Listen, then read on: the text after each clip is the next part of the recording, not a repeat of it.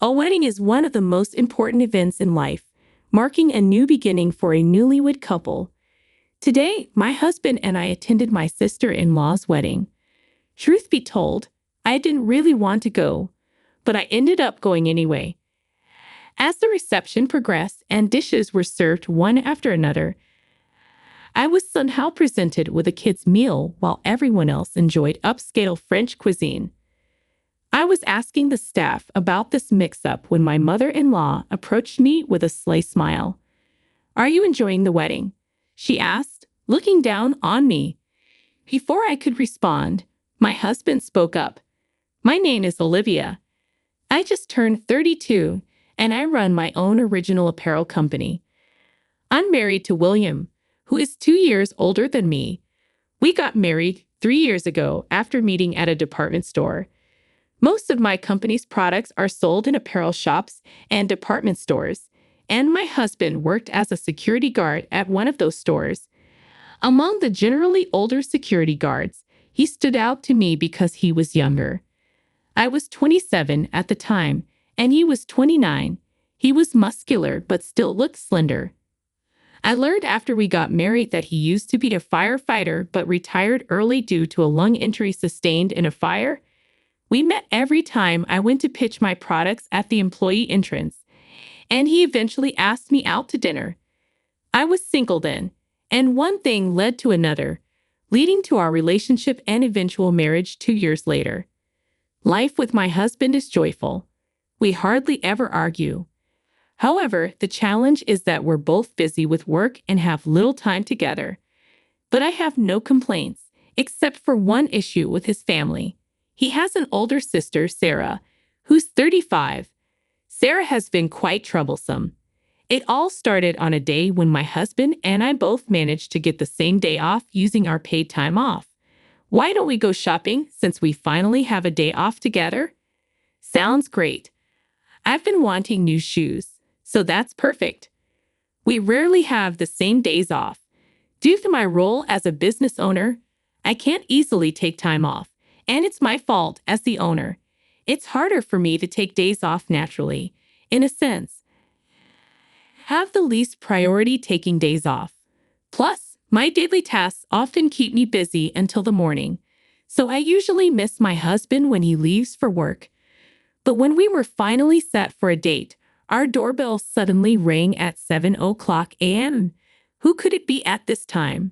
My husband grumbled as he went to answer the door. "Hurry up and open up." Someone was yelling. "Sis," he exclaimed, and I followed him to the door. When we opened it, there stood my sister-in-law, Sarah, with a suitcase. "Sarah, what brings you here at this hour?" We were completely baffled. With a nonchalant expression, she said, "Let me stay here for a while, okay?" "Excuse me, what do you mean, sis?" Naturally, we were perplexed. She had just shown out of the blue asking to stay, as if it was the most natural thing. So we asked, "Why? What's going on? You didn't even tell us you were coming." "Well, I'm getting married soon, and the venue is close to your home. It's a hassle to come all the way here for venue inspections and dress fittings. Then I remembered you both lived around here," she said and started to barge in. I immediately objected. "Wait. We finally have a day off together, and we were about to go out." Hearing this, Sarah's face suddenly brightened. "Oh yeah, we're going shopping," she said, getting excited. My husband and I exchanged a look. Don't tell me you're planning to come with us?" I asked hesitantly. "Why not? Is there a problem?" She retorted defiantly at her audacity. My husband and I were dumbfounded. Then she added, "I want to go look at baby stuff. I want to make sure I'm ready for the baby." She seemed all set to tag along, taking the lead while we stood frozen at the entrance. "Come on, let's get ready. We'll leave by 9:00 a.m. How are we going? By car?" My husband's face darkened at her self-centered attitude. I rarely see him look so gloomy, but it seems he's never gotten along with his sister. He mentioned they used to fight a lot as kids. Is there any way you can leave? William and I just want to enjoy our day off together." I said. Sarah glared at me and snapped. What? You want to exclude me? Wait, you're from a single mother family, right? Yes, I am. So what? I replied. Figures? I've known some people from single mother families, and they lack empathy. They always look down on others. Her words were ironic as she was looking down on me while saying that. She claimed that single mother families produce judgmental people, and wasn't she doing exactly that? Unlike me, she had both parents. Her perspective was a baseless stereotype, and it infuriated me. That's prejudice. I'm not like that. Look, even William is uncomfortable, I said, looking at my husband. He was glaring at his sister. What's up, William? You got something to say to your own sister, she taunted. Of course I do. Please just go home, my husband said firmly.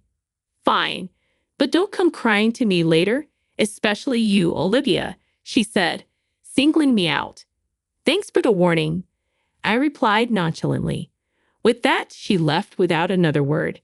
After successfully getting rid of her, we had breakfast and went to the nearby mall. But the unlucky start to our day seemed to continue. After shopping, we decided to rest on a bench. Then we unexpectedly ran into Sarah again. Look who it is. The same too. Guess we ended up at the same place, she said. Sis, my husband muttered. Then we heard someone calling her name. It was a familiar voice. It was my mother-in-law. Sarah, let's go see those luxury bags over there, she said. Approaching us, his mother noticed us too. William and Olivia, you too, she said. Mom, he sighed, sounding exhausted. I felt the same way. Dealing with his sister was hard enough, but his mother made it worse. Why? Because she's simply unpleasant, and she quickly showed it. Is that bag from Infinity Tread Shoes? She pointed at the shoe store bag my husband was holding. Yeah, it is, he replied. She and his sister exchanged looks and laughed. Since when do you wear such cheap shoes? Look at our matching luxury brand shoes. William, choosing the wrong partner brings misfortune, she said, their contemptuous gaze mostly directed at me. It was clear I was the main target of their disdain. You talking about me? I asked impulsively. Hannah, I wonder if we are, my sister-in-law replied, dodging the question. She hurled insults at me. Then my husband interjected. Enough, Mom. Your consistent bragging about wealth has always been embarrassing and annoying. He was angry, a sight of him I had never seen. His job as a security guard lent authority to his voice, but it seemed to have no effect on these two. William, you were born into a wealthy family. Are you okay with this? Being with this uneducated, poor woman, his mother said. Education doesn't matter much these days, and Olivia is, my husband began. But despite them being his family, he prioritized defending me. That alone made me happy and strengthened my trust in him. But the two, faced with his opposition, cut him off before he could finish. That's not true. Dad got his job at a major company because of his education. He's even the vice president now and will soon be president. William, you graduated from a famous university, and yet you're with a woman like this? You've really fallen. My mother-in-law and sister-in-law treated me as an outsider, steering the conversation their way. Despite my husband's retort, they showed no remorse. To me, their nature seemed utterly rotten. How much do you earn, by the way? My dad earns 120. I began, but before I could finish, my sister-in-law interrupted. Wait, 120 a month? She laughed mockingly. Sorry, I should have been more considerate. That must be tough, especially for a dropout. Hang it enough. My husband tried to interject. My sister-in-law placed a hand on my husband's shoulder and said, Well, good luck. My husband was visibly angry, and I felt a surge of hatred inside me. However, these two seemed oblivious to our feelings, continuing their conversation at their own pace. Oh, you both better attend the wedding? Mom's preparing a grand event. Yes, we're sparing no expense for our darling daughter's wedding. You are coming, right, Olivia? The pressure from my mother-in-law made it feel like I couldn't say no. My husband, being family, would obviously attend. Reluctantly, I agreed to go. If my husband weren't going, I would never attend such a wedding. The day of my sister-in-law's wedding arrived. I finished my pile of work and even got a new dress with my husband for the occasion. Arriving at the venue, it was clear my mother-in-law wasn't exaggerating. The luxury hotel, the huge ballroom decorations, and the size of the wedding cake all spoke of extravagance. You both made it, my mother-in-law approached us upon arrival. Not that I wanted to make it, my husband muttered, his true feelings showing in an uncharacteristic weary expression. This wedding cost $100,000. We have 500 guests, and the meal is a special course by a top chef. Impressive, isn't it? Only we could do this, she boasted, looking down on everyone. Passers-by only offered polite, light smiles and nods.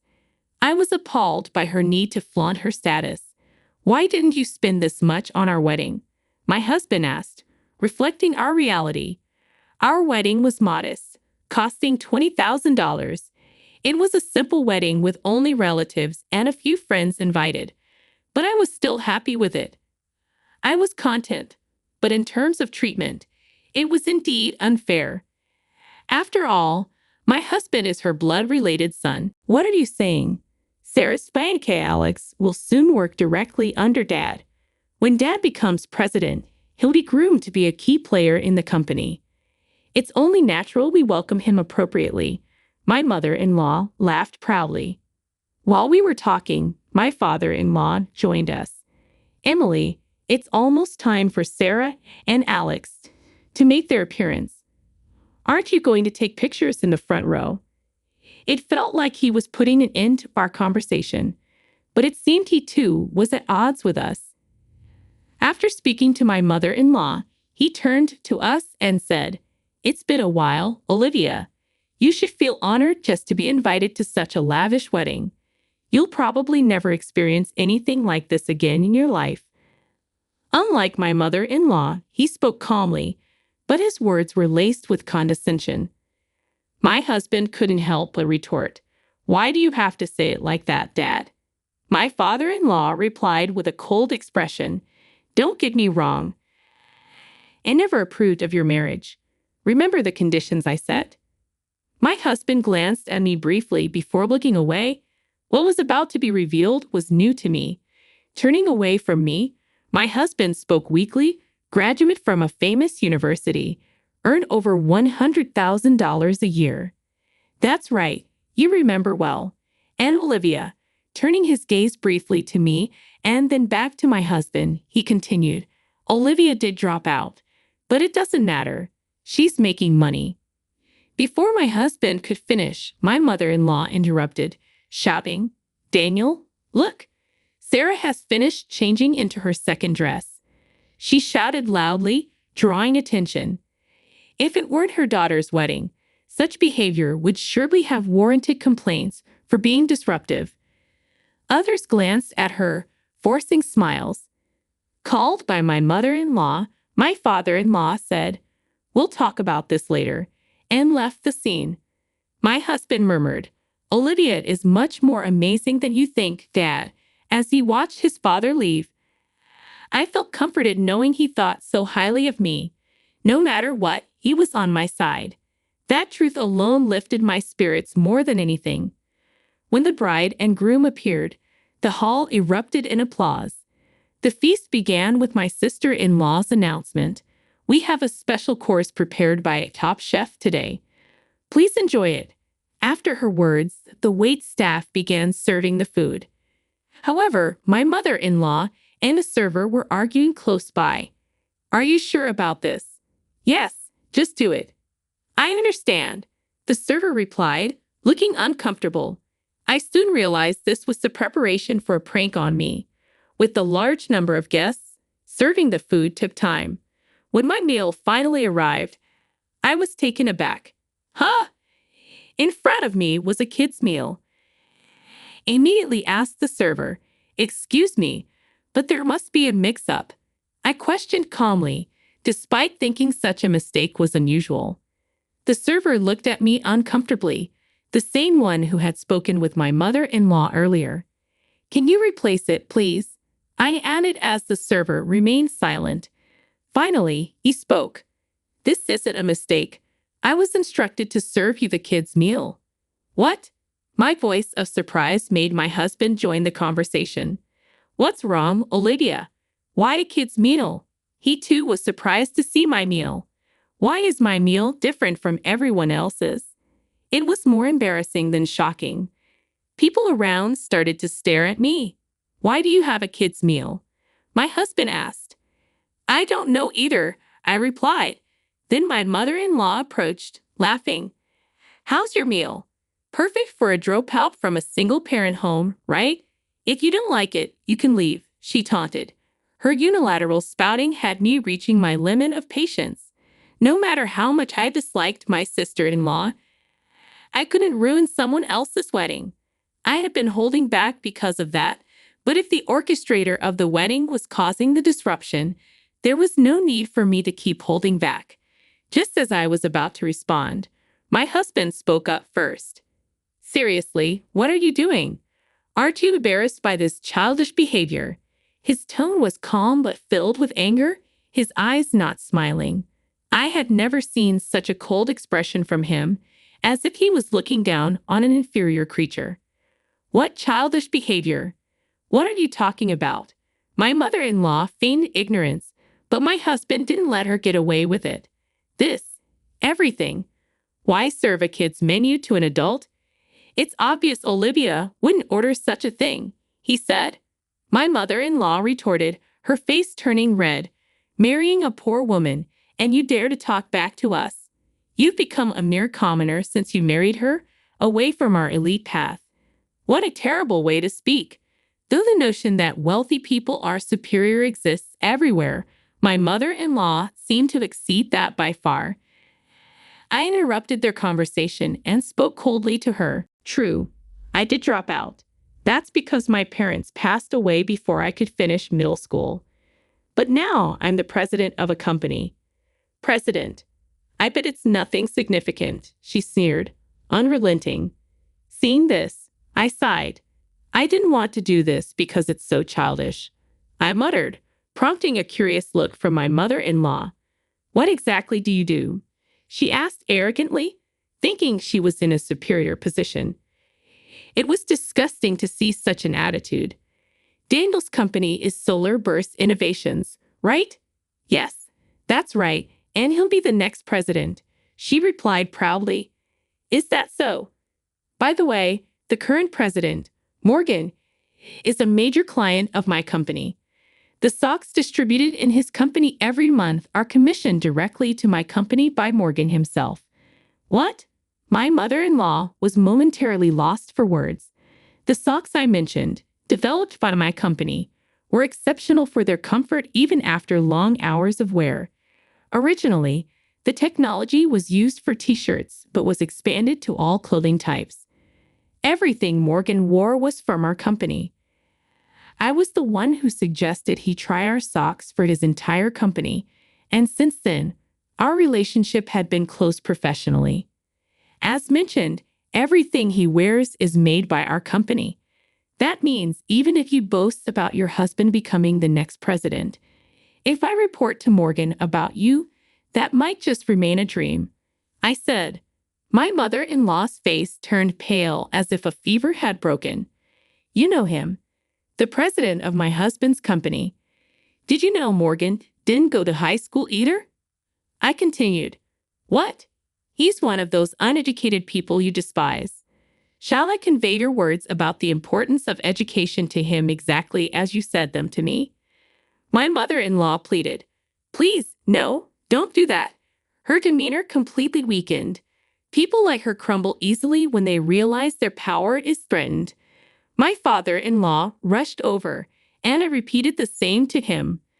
"Daniel, I'll advise Morgan not to make you the president, I warned. Please don't do that, he begged. If that happens, does your pride not allow it? My onslaught was relentless. I was surprisingly calm while confronting both of them. As I stood up to my in-laws, the surrounding crowd became noisy. Of course, they did. Trouble had started just as the meal began, and only our table's progress had stopped. Sensing the commotion, my sister-in-law approached our table. "What's all this fuss about?" she asked, unaware of the situation. "Sarah, by the way, I make over $120,000 a year. My business is stable thanks to that. I didn't tell you the other day because you interrupted our conversation." Upon hearing this, my sister-in-law's face contorted. She stood frozen, gripping the hem of her dress. After I fought back, the entire in-law family looked as if their souls had been sucked out in an instant. "So everything we've been doing to you is—" Sarah started. "Yes, just harassment towards me and self-destructive acts that undermine Daniel's position," I declared.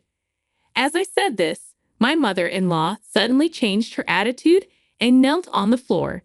She clasped her hands together. "I'm sorry, please, I beg you. Forgive me."